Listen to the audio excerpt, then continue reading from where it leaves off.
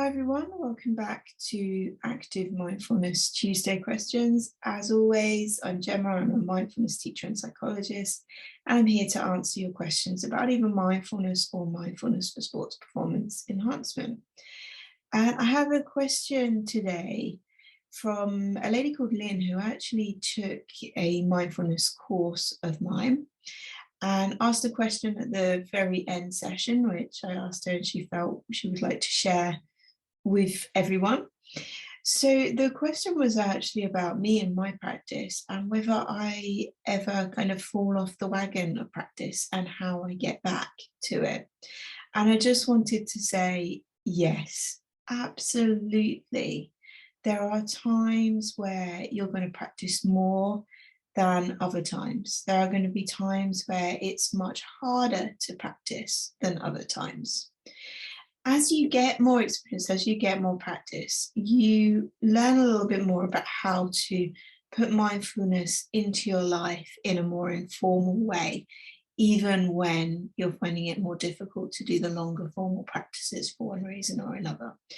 So that can really help at getting you back to the practice. So one key thing to remember is that you are not ahead or behind. You are exactly where you are at this particular moment. And if where you are is having stopped practice for a while, that's just where you are. It's not something to blame yourself for or to overthink or to become particularly worried about or emotional about. Instead, just accept that this is where you are right now and make a choice about how you want to go forward. And if how you want to go forward is to bring mindfulness back into your life, then there are some ways that might make it easier. So quite often what happens is people then say, I'm going to go back to meditation and I'm going to practice with a long meditation every morning. And then for one reason or another, they don't get to practice. And then they feel bad. And then they get stuck in this cycle of, I need to practice, I need to practice, I need to practice. And it becomes a chore. It becomes another task rather than an opportunity to be.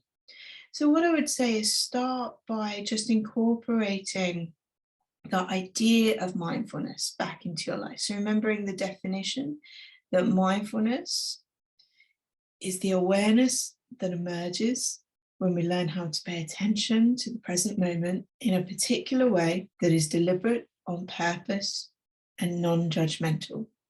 You can do that by practicing with your breath. You can do that by practicing having a mindful cup of tea where you really focus on the taste, the temperature, the touch of the cup, and you start to notice your thoughts wander, because that's what thoughts do. And then you just become aware of where they've wandered to, and when you're ready, guide them back to the senses of having this cup of tea. So you can start by adding it back into a really informal way. It may also help by having a think about, what do I want to do more mindfully? So that it becomes less of a task. So it may be that instead of, in those first moments as you get back to it, instead of doing a long formal body scan, it may be that you choose to be more mindful on a walk, or you choose to be mindful or more mindful when playing with your kids for 10 minutes, or that you choose to make this next conversation that you have, whoever that's with, a conversation that you are properly with that person. So in doing that, you are practicing mindfulness. You're practicing being in the present moment and just observing and noticing what happens with your thoughts, your feelings, your body, as you are in this present moment. So that's a great way of coming back. What I would also say is it can be really helpful to find a community around mindfulness, to find other people that practice. And that could be that you join what we call a sitting group, which is where people practice together, either in real life or online.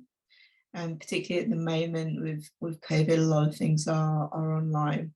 And this can be really helpful at setting a day and a time that you're going to practice and committing to it.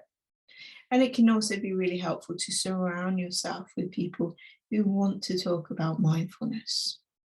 So I'd really recommend all of these things as a way back to getting started. But first thing, really key thing, is just to accept that things have slipped and that that's okay, that you can come back from this rather than going around in circles with thoughts and feelings that emotionally beat you up, because that doesn't motivate anyone. We need to treat ourselves with care and compassion to get the best out of ourselves. Okay, everyone, take care and I'll see you next week.